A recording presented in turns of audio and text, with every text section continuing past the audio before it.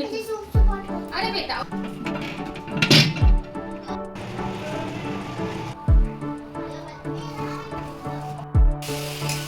Hello everyone, good morning. और आप सबका फिर से एक स्वागत है रिम्पी ब्लॉग्स में। आज संडे है और संडे की सुबह थोड़ा सा लेट उठते हैं। मतलब जो डेली उठना होता है एक रूटीन के अनुसार, टाइम के अनुसार, वो टाइम आज नहीं रहता है। आज हम लोग रिलैक्स से उठते हैं लेकिन जल्दी ही उठते हैं, बस 1 घंटा लेट। और उसके बाद फिर यहाँ पर बच्चे उठ गए थे तो उनको दिया मैंने स्नैक्स और दूध, क्योंकि अभी ब्रेकफास्ट बनने में टाइम था। तो उठने के साथ ही दूध पी लिए और बिस्किट खा लिए और हम लोग की चाय, ब्लैक टी। और उसके बाद यहाँ पर रात को ही कपड़े में हमने रखा था कि ये धुलना है सुबह, तो एक बार मशीन चल गया, बाकी अभी नहाएंगे फिर चलेगा। क्या होता है ना कि स्कूल ड्रेस वगैरह भी होता है उसमें, तो आजकल बारिश कभी भी आ जाती है तो कपड़े भी सूखने की प्रॉब्लम आ जाती है। इसलिए कपड़े को सूखने के लिए हमने रात को ही एक इकट्ठा कर रखा था, सुबह बस मशीन में लगा दिया और वो सूख गए थे, मतलब धुल गए थे तो फैला दिया। और बरंडे में झाड़ू हो गया था। और उसके बाद यहाँ पर मैंने यहाँ पर पानी डाल दिया था गमलों में। एसी का जो पानी स्टोर करके रखा होता है वही पानी यूज हो जाता है पौधों में, तो उसको डाल दिया। बाल्टी खाली हो गया था, उसको फिर एक बार ना धुल देते हैं नहाने के समय बाल्टी, नहीं तो वो चिकनापन आ जाता है। और उसके बाद यहाँ पर झाड़ू हो गया था तो पोछा लगाने की बारी आई थी। और श्री थी कि बीच में डिस्टर्ब कर रही थी, पोछा लगा रही थी और बीच बीच में आ जा रही थी। पोछा लगाते हुए देखो बरंडा में भी पोछा लग गया था और साफ़ सुथरा एकदम हो गया था, चमक भी रहा था। और रोशनी भी आ रही थी ना, जैसे कि बारिश का समय होता है तो ऊपर से सूर्य की रोशनी जो आती है तो बरंडा में बहुत ज़्यादा अच्छा चमकता है। उसके बाद फिर यहाँ पर मैं सूजी फुला कर गई थी और यहाँ पर मैं सूजी हो गया था झाड़ू पोछा करने के समय, मतलब 1 घंटा एटलीस्ट हो गया था। तो फिर उसके बाद यहाँ पर मैंने इनो डाल दिया लास्ट में, नमक और इनो।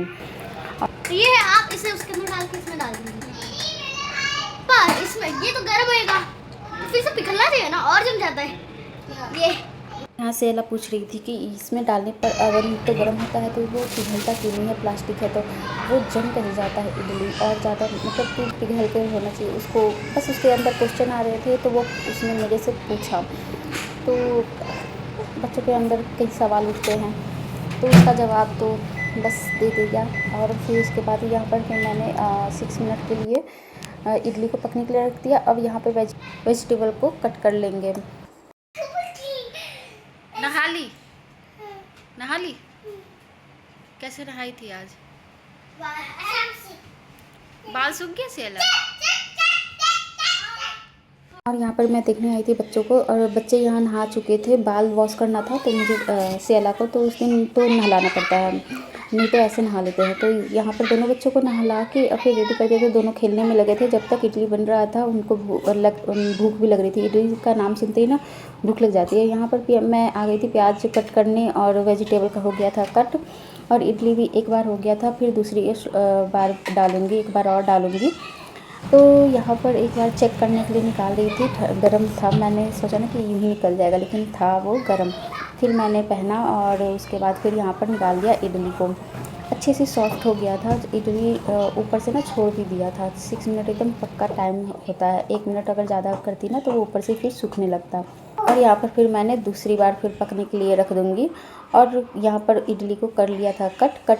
देखो कितना सॉफ्ट और स्पंजी हो गया था, खाने में बिल्कुल सॉफ्ट था। और वेजिटेबल भी हो गए थे कट, और कड़ी पत्ता लेकर आ गई थी मैं तोड़कर, उसको भी कट करके रख दिया था। मैगी मसाला जो इंग्रेडिएंट चाहिए उसको मैंने कट करके इकट्ठे एक साथ रख लिया था कि बनाने समय ना बस जल्दी से बन जाता है। तो यहाँ पर मैंने राई डाला, फिर राई जब तड़कने लगे मतलब तड़का लगा दिया, और फिर उसके बाद कड़ी पत्ता को डाल दिया था। कड़ी पत्ता जब भी डालती हूँ ना मुझे डर हमेशा लगता है क्योंकि वो ज़्यादा ही फटफट करता है। और उसके बाद फिर यहाँ पर प्याज को डाल के अच्छे से भून लेंगे, थोड़ा सा भूनेंगे, उसके बाद ही कैप्सिकम डाल देंगे। और उसके बाद फिर यहाँ पर मैगी मसाला, और मैगी मसाला डालने के बाद ना पानी नहीं भी डालेंगे तो अगर टमाटर डालेंगे ना तो उसमें पानी होता है तो वो थोड़ा सा गीलापन आएगा। और मसाला तो ऐसे भी उसको ज़्यादा पकाने की ज़रूरत पड़ती नहीं है। तो यहाँ पर मैंने सॉस डाला, और सॉस में थोड़ा सा पानी करके डाला था क्योंकि वो गाढ़ा था। तो थोड़ा सा उसको भून लेंगे और उसके बाद ही इसमें हम इडली डाल देंगे। थोड़ा सा पानी इसलिए ऐड किया था कि इडली जब डालें तो उसमें अच्छे से वो फ्राई करने समय सटे नहीं और अच्छे से सॉफ्ट रहे, ज़्यादा ड्राई सूखापन ना रहे। और यहाँ पर हो गया था रेडी इडली। तो मैं 3 प्लेट निकाली थी इन तीनों के लिए, मैं बाद में खाऊंगी नहाने के बाद, मेरा मन नहीं कर रहा था और यहाँ लेट हो रहा था ना, इसलिए मैंने सोचा ब्रेकफास्ट पहले बना देती हूँ फिर नहाने जाऊँगी। बच्चों को भूख लग जाती है अपने इस टाइम पर। तो यहाँ पर फिर मैंने केला भी रख दिया था उसी कढ़ाई में कि केला बॉइल्ड हो जाएगा उसमें, तब मैं कढ़ाई को धुलूँगी। और यहाँ पर मैं जो बर्तन थे ब्रेकफास्ट के बने हुए वो ज़्यादा हो गए थे, अवन का भी था। तो अवन का जो शीशा होता है ना वो कभी भी गर्म नहीं धुलना चाहिए, वो अगर ठंडा जब हो जाए, रूम टेम्परेचर पर आ जाए तभी धुलना चाहिए, नहीं तो गर्म आप धुलोगे ना तो क्रैक आ जाएगा। और अवन का चीज़ ना सस्ता मिलता भी नहीं है, महंगा होता है। देखो मैं प्लेट धुल रही थी, सियाला खा के आ गई और फिर प्लेट भी रख दी उसी में। फिर यहाँ पर सारे काम मतलब बर्तन वगैरह धुल लिया था, सारे काम करके फिर आ गई थी नहा के।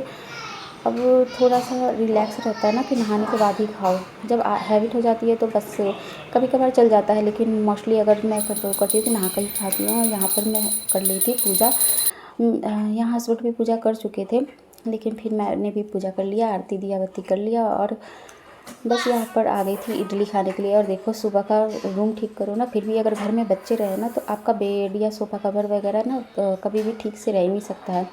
वो लोग बैठते भी ना हैं तो खिसक खिसक के उतरेंगे तो वो पता नहीं कैसे नीचे भी आ जाता है, जितना भी ढंग से दबा के बिछाओ ना तो बस ऐसे ही रहता है। और इसके बाद फिर मैं आ गई थी किचन में, क्योंकि इडली खाए हुए उन लोगों को थोड़ा टाइम हो गया था तो मांग रहे थे कि कुछ दे दो। खीर बनाया था मैंने एक दिन पहले, तो वो फ्रिज का जो खीर होता है ना ठंडा ठंडा बहुत अच्छा लगता है खाने में। तो यहाँ पर मैं खीर दे रही थी और श्री यहाँ पर नखरे कर रही थी, मैं ये तो नहीं खाऊंगी, फिर उसको खिलाना पड़ेगा।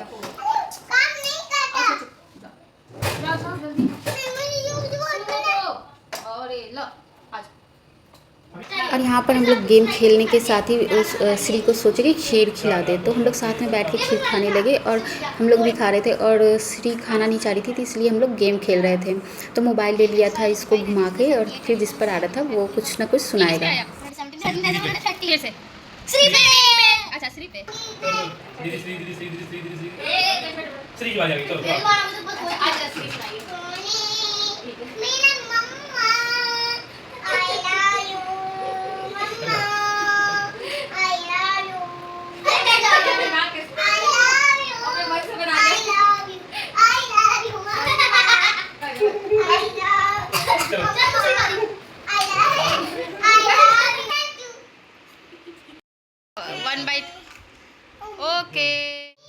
और गेम खेलने में ना मज़ा भी आ गया था, थोड़ी देर मैं भी गेम को एंजॉय की और अच्छा भी लगने लगा था।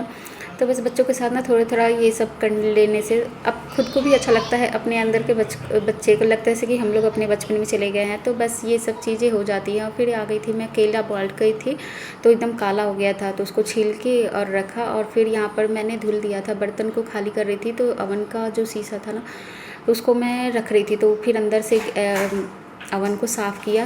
मैंने साफ़ नहीं किया था, मैं भूल गई थी। और फिर इसके बाद शीशे को ना अच्छे से पोंछ के, उसमें पानी नहीं रहना चाहिए, अच्छे से पोंछ रही थी। उसके बाद फिर उसमें अच्छे से फिट कर दूँगी। ये फिट भी करना चाहिए, अगर नहीं बैठेगा ना जब इसे स्टार्ट करेंगे आप तो वो शीशा क्रैक भी हो सकता है। एक बार मेरे साथ ऐसा हो सकता है। ये मैंने दूसरा फिर मंगाया था तो फिर महंगा भी आता है 2000 ऐसे करके। तो ये इसलिए उसको अच्छे से फिट कर दो, अच्छे से सूखा रखना चाहिए। और ऊपर से फिर मैंने अवन को साफ़ कर दिया, ऊपर से ढक के रखना चाहिए क्योंकि ऊपर से जो आपका जो भी पार्ट होता है ना वो अंदर जा सकता है, कुछ भी गिरेगा तो वो अवन ख़राब होने के चांसेस ज़्यादा हो जाते हैं। तो ये छोटी मोटी चीज़ें होती हैं जो अवन को मतलब सेफली आप यूज करोगे तो ज़्यादा दिन तक चलेगा। और यहाँ पर फिर मैंने कोफ्ते की तैयारी कर ली, तो केले को छील के रख दिया था, उसमें कुछ मसाले डाले थे, प्याज भी कट करके छोटे छोटे डाल दिया था और मसाला भी पेस्ट तैयार कर लिया था। और उसमें कुछ सूखा मसाला भी डाल दिया, ऊपर से सब्ज़ी मसाला, धनिया पाउडर, लाल मिर्च, नमक भी डाल दिया था। इसमें मैं बेसन डालना भूल गई थी, फिर लास्ट में मैंने बेसन को ऐड किया कोफ्ते में। और यहाँ पर फिर मैं अच्छे से उसको एक लोई जैसे बन जाए वैसे तैयार कर लूँगी। ज़्यादा आप गाढ़ा भी नहीं, मतलब कि ज़्यादा ढीला बनाएंगे ना तो वो फिर फैल जाएगा, इसलिए कोशिश करते हैं कि बिना पानी के वो अगर सॉफ्टली मैश हो जाए तो ठीक है। और गोल गोल बना के रखने से ना क्या होता है कि जल्दी आप अच्छे से उसमें तेल गरम होने पर एक साथ डाल सकते हो, नहीं तो एक कच्चा रहेगा एक पक्का रहेगा, ऐसे एक बराबर पकेगा। और यहाँ पर फिर मैं चम्मच से ही पलटूँगी क्योंकि ये बहुत सॉफ्ट होता है ना, तो टूटने का डर होता है। अगर मैं छलनी जो बोलते हैं आप लोग, मैं छलनी बोलती हूँ, तो उसको यूज करेंगे। तो यहाँ पर मैं 2 कढ़ाई चढ़ा दी थी कि जल्दी जल्दी पक जाएगा, क्योंकि कोफ्ता भी धीरे धीरे पकता है। धीमी आंच पे पकाएंगे, धीरे धीरे हिलाते, मतलब इधर उधर उसको पकाते हुए।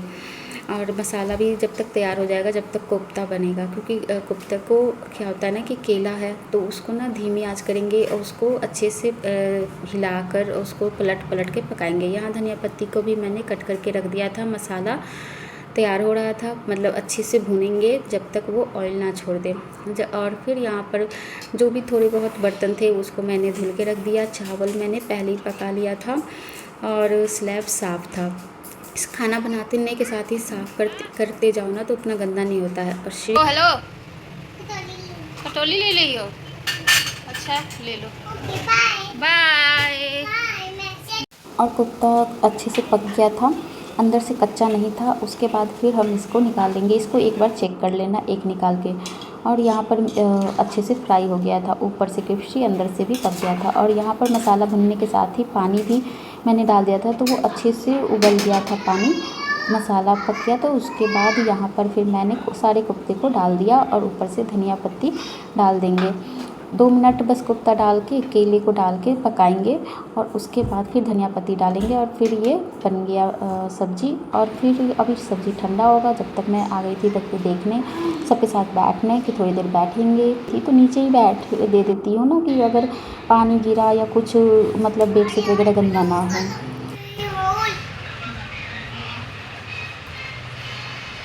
क्या करके रख दी है? अच्छा कर रही हो। अब खाना ठंडा होगा तभी खाएंगे। और मिलते हैं आपसे फिर एक नए वीडियो में। आज का ब्लॉग इतना ही। आई होप आपको ये वीडियो पसंद आया हो, तो सब्सक्राइब कर लेना चैनल को।